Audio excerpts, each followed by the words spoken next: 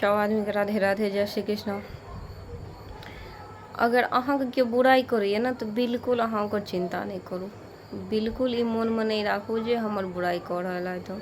एकर कोनो तकलीफ नहीं, एहि दुआरे कि लोक गंदा साफ करै छै हाथ से गंदगी, लेकिन अहाँ में जे कमी है, अहाँ में जे गंदगी है ना, ओ निंदा करे वाला, बुराई करे वाला ओकरा साफ करै छथिन जी से।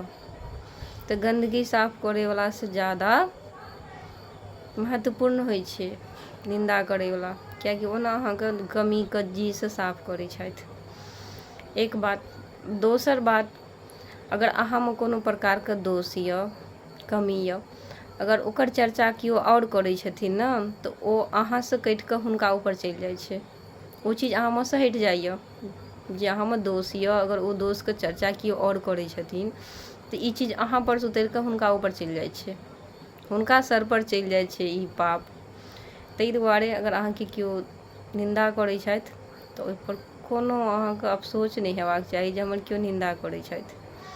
ओ अहाँके सबसे बड़का शुभचिंतक छथि। एक तऽ अहाँके कमी दूर भऽ जायत, दोसर जे अहाँ में दोष या ओ हुनका ऊपर चलि जेतै, निंदा करै वाला के ऊपर चलि जाइ छै। ताहि दुआरे ई चीज के कखनो अफसोस नहीं करब जे लोग हमर निंदा करैया। राधे राधे।